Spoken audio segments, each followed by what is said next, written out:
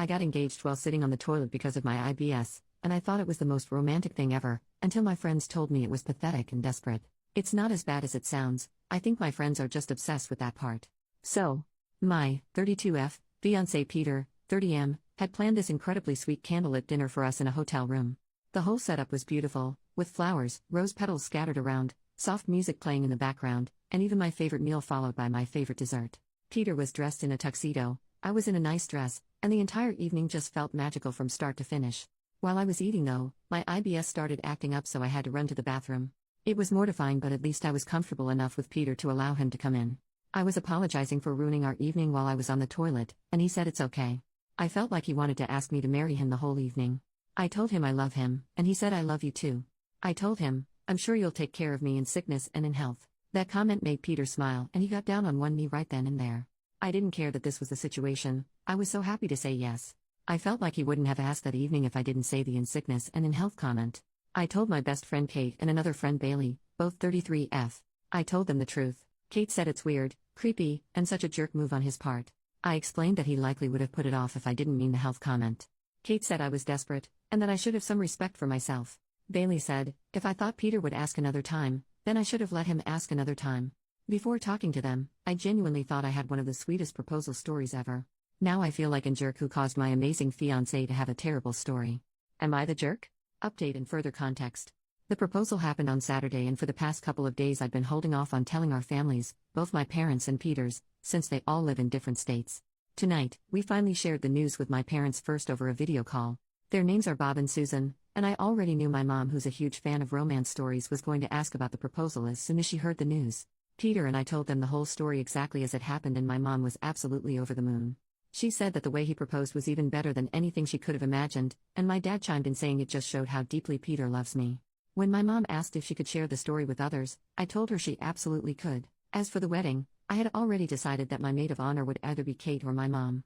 After we got engaged, I ended up asking my mom, not as a way to punish Kate or be petty, but because honestly, Kate's initial reaction to the proposal made the idea of her being my maid of honor feel awkward.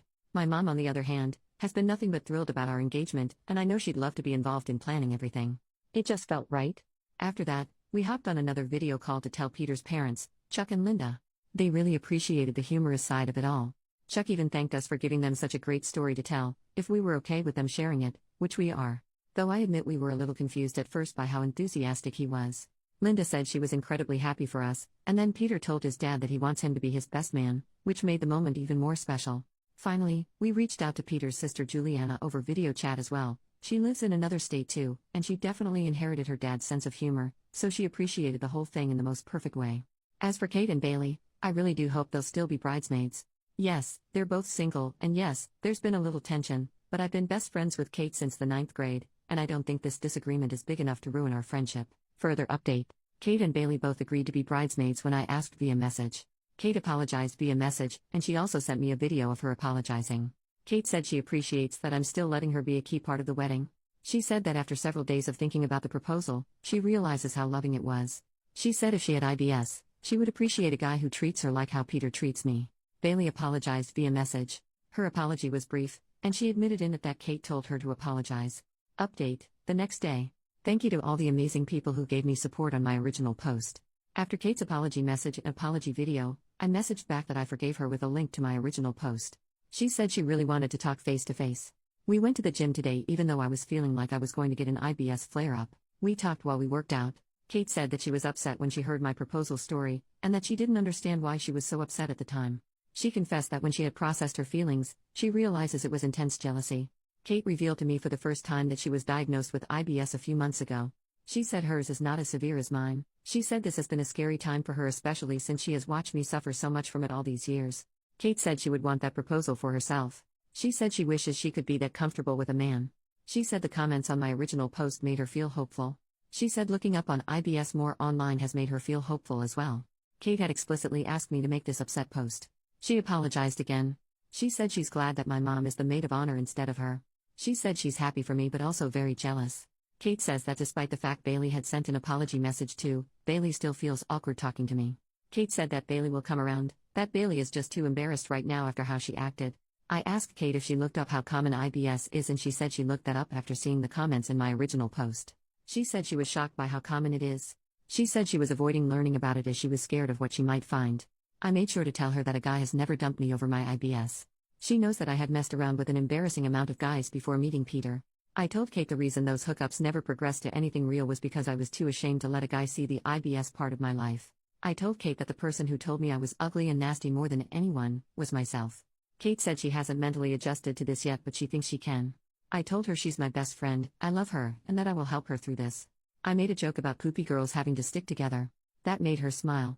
After the gym, I rushed home to the toilet to deal with the IBS flare-up I felt coming.